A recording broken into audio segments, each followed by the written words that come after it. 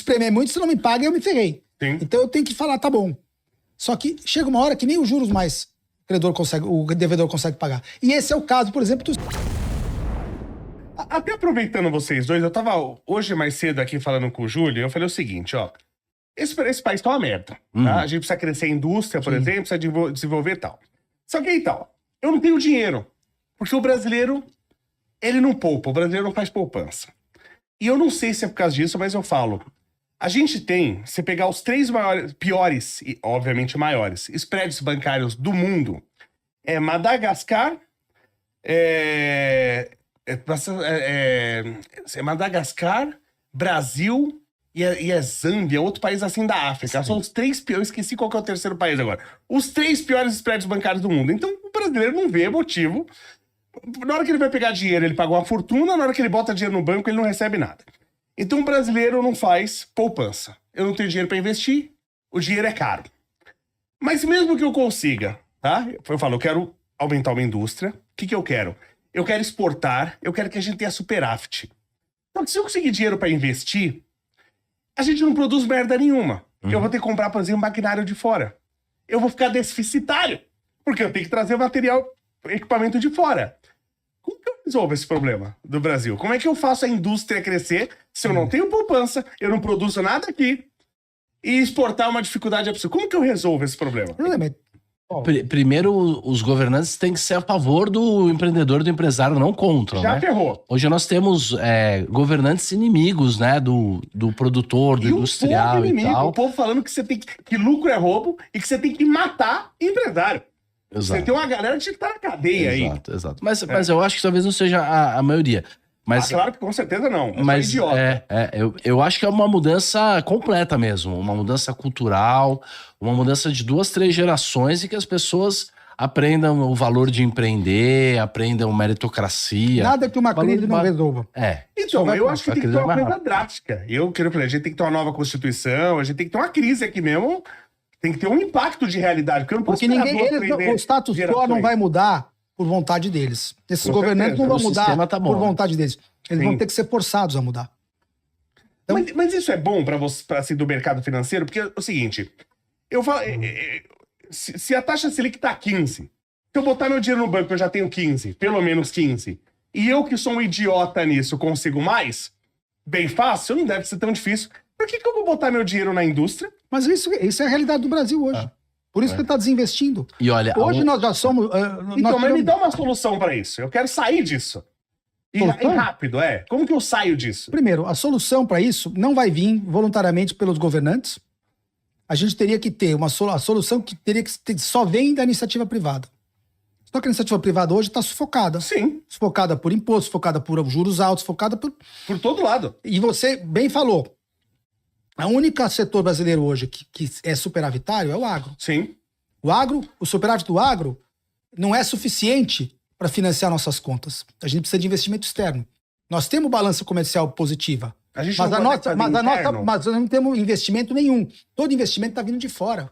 A balança comercial brasileira, mesmo sendo positiva, o nosso balanço de pagamentos é negativo. Mas a gente precisa de financiamento externo ainda. Para eu conseguir usar o dinheiro do brasileiro, eu queria fazer isso. Eu queria usar o dinheiro do brasileiro. O brasileiro tem que ser forçado a poupar. Como eu faço isso? Bom, já tem uma situação hoje, quando o cara não consegue pagar uma dívida, ele é forçado a pagar as dívidas em vez de refinanciar, ele tá poupando. Como é que você poupa? Quando você não consome, você poupa. Certo? Então é que aí eu ferro o mercado também, né? Mas não tem jeito, você já tá no problema. Você vai ter que... Ou o brasileiro, como grupo, como sociedade, passa a poupar. O governo não poupa, o governo despoupa. Certo? Ele tira de você e gasta mais do que ele tirou. Isso, e gasta mal. Mal é dado já. Nenhum governo gasta bem. Sim. Mal, porque isso é um princípio básico, que a iniciativa privada sempre é mais eficiente. Então, a partir do pressuposto que o governo gasta sempre mal, ele gasta mal e mais, cada vez mais. Sim. Mesmo quando ele não gasta igual ele arrecada, é mal gasto. Mas aí ele está gastando mais do que ele arrecada. Sim. Ou seja, ainda tem um lado da economia que está poupando para financiar o governo. Certo? Sim. E, como ele é mal gasto, essa poupança é mal investida. Para você investir, você precisa de poupança. Uma das coisas, definições básicas da aula de economia, que poupança é igual a investimento. Perfeito. Então, agora a poupança nossa não está sendo investida, ela está sendo emprestada para o governo que tá lá gastando mal. Sim.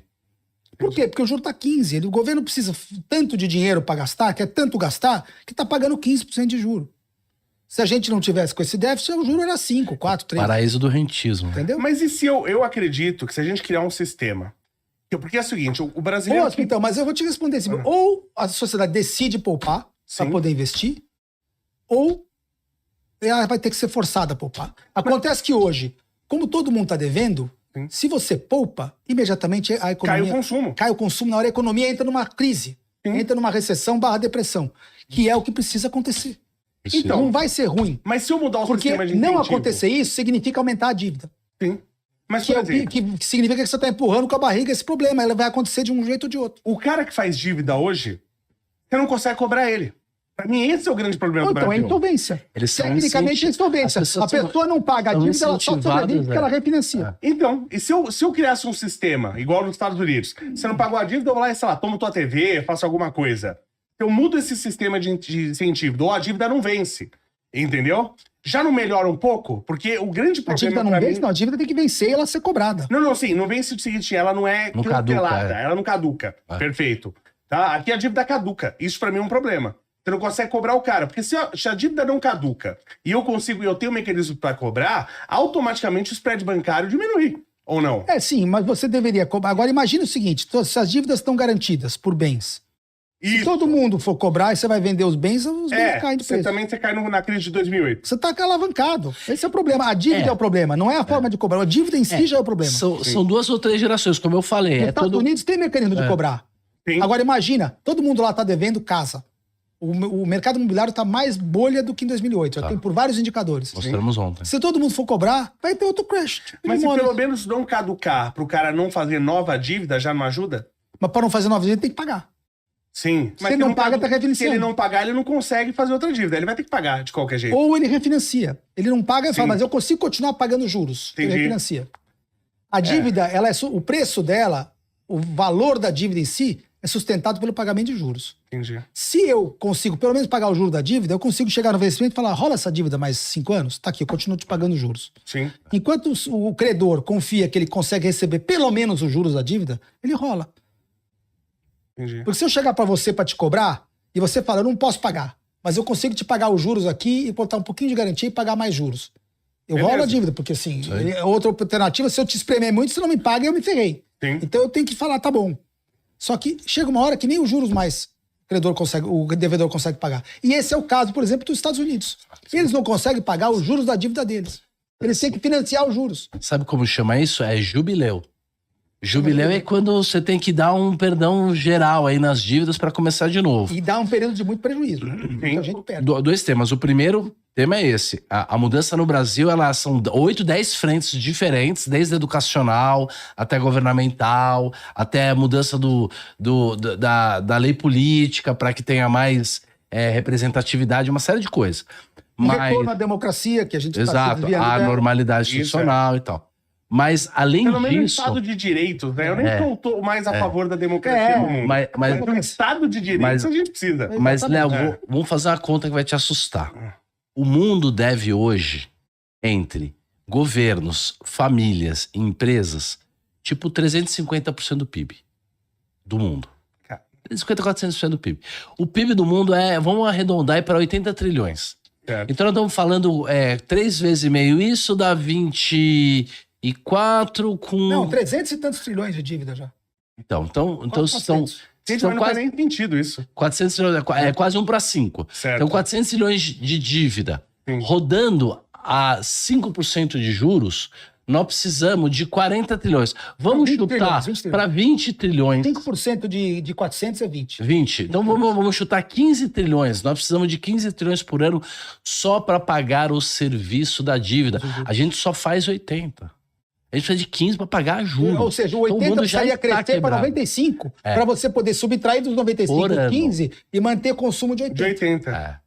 Mas dizem que isso é uma estratégia, tipo, global para fazer as pessoas viverem de dívida. Exato. Você não vai ter nada, como diz lá o Klaus Schwab, você não terá nada e será feliz.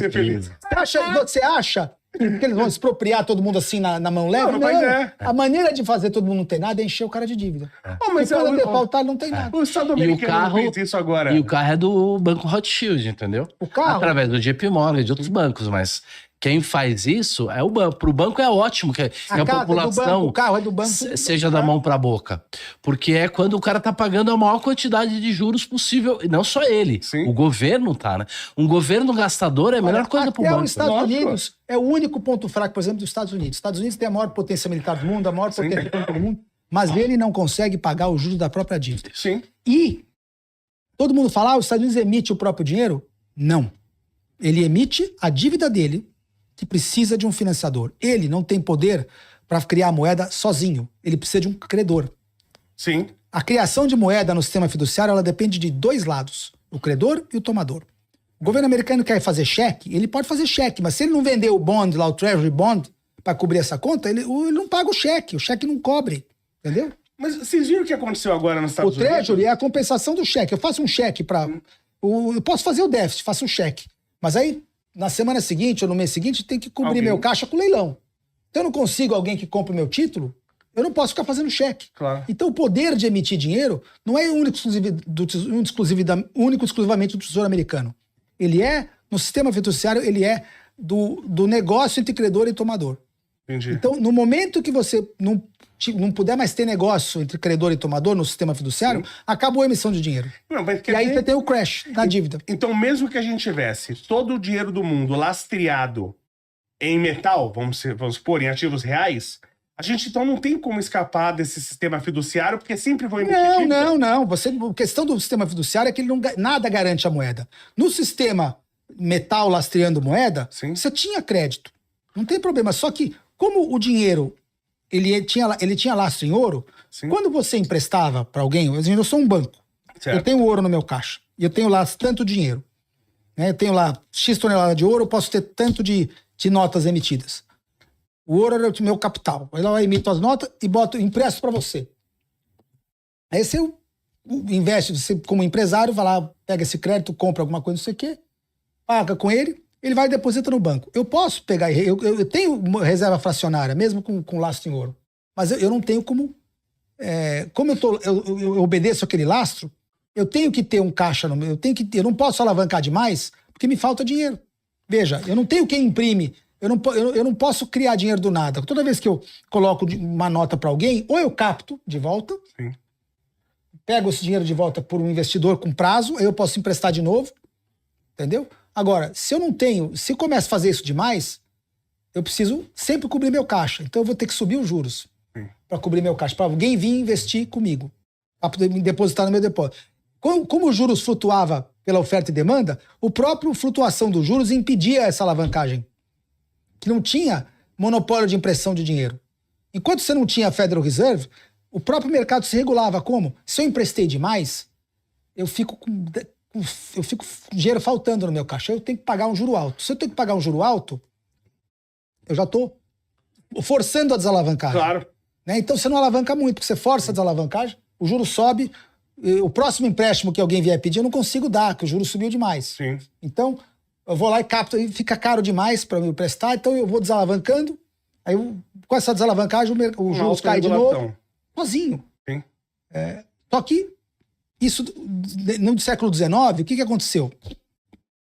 Esses altos e baixos, você tinha altas no juros por conta de períodos de menos liquidez, faltava um pouco de ouro, aí o juro subia. Quando faltava lastro, o juro subia. Aí o dinheiro voltava para os bancos, de novo, você desalavancava, e às vezes algum banco quebrava. Por conta da inovação do século XIX, também teve muita inovação. Sim, teve a vapor. Então, os banqueiros quebravam com isso, porque alavancavam demais. Então eles se juntaram e falavam assim, o que a gente tem que fazer para não quebrar? Precisamos de alguém. Sempre que eles tinham risco de quebrar, vinha o JP Morgan, salvava um ou outro, mas quebrava alguns. Eles se juntaram e falaram, vamos arrumar uma forma de não quebrar. Precisamos uma forma de controlar essa emissão. Aí desenvolveram a ideia do Fed. Se tiver um problema com os bancos, o Fed é o único que, sendo ele o único que pode emitir, guardar ouro e emitir moeda, pelo menos a gente vai ter acesso a um salvamento. Um prestador de última. Prestador de última. E depois, quando eles conseguiram desatrelar o ouro da moeda, aí sempre que falta liquidez, o Fed entra e ainda dá dinheiro barato. Entendi. Então ficou nessa coisa de o banco nunca precisa se desalavancar. Por quê? Ele tem implícita na atuação do Fed uma put, uma proteção, um seguro. Estamos vivendo algo parecido com a entrada da internet nos anos 2000. A inteligência artificial está transformando tudo e empresas como Nvidia, Microsoft e Google estão na frente dessa revolução. E na Quantifury você consegue acompanhar o desenvolvimento das ações, investir e ver a cotação em tempo real. E é muito simples, você vem e procura aqui, você pode ver Meta, Google, Microsoft, são empresas que investem massivamente na inteligência artificial. E você pode investir com apenas um clique, ó. Comprar, eu quero investir aqui $50. Vou colocar aqui, comprou. E acabei comprando aí uma parte da empresa Microsoft. E o código de convite está no link abaixo.